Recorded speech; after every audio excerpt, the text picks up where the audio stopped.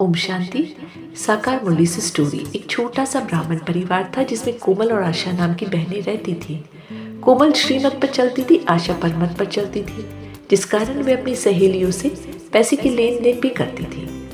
उसे बुरी आदतें भी लग गई थी। ये देखकर कोमल उसे समझाती, आशा तुम पढ़ाई पर अटेंशन दो, बुद्धि को और तरफ नहीं भटकाओ, हमें पतित आत्माओं से लेन देन नहीं करनी चाहिए ना।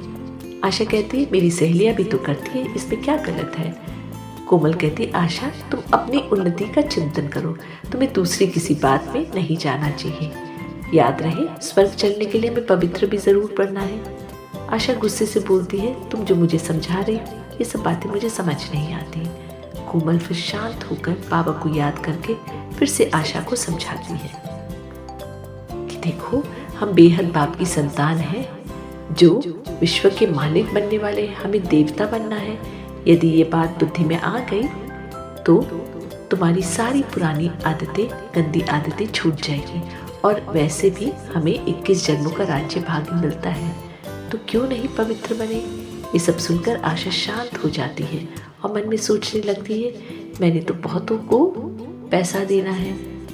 कोमल अपनी बहन को बुलाकर कहती है किसी भी व्यर्थ संस्कार के वश होकर अपने से युद्ध मत करो, ये क्षत्रियपन के संस्कार है और हम ब्राह्मण अर्थात रूलर व्यर्थ संस्कारों से मुक्त हैं। इसलिए अब तुम भी अपने मन और बुद्धि को व्यर्थ से मुक्त रखो, ब्राह्मण संस्कार बनाने वाली रूलर बन जाओ। आशा समझ जाती है कोई भी छोटी भी व्यर्थ बात, व्यर्थ वातावरण और व्यर्थ दृश्य का प्रभाव पहले मन पर पड़ता है, फिर बुद्धि उसको सहयोग देती है और मन और बुद्धि के उसी प्रकार चलने से संस्कार बन जाते हैं, इसलिए उसकी खुशी गुम हो जाती है। अब आशा दृढ़ संकल्प लेती है कि मुझे कुसंग में नहीं जाना और वो सफल भी होती है।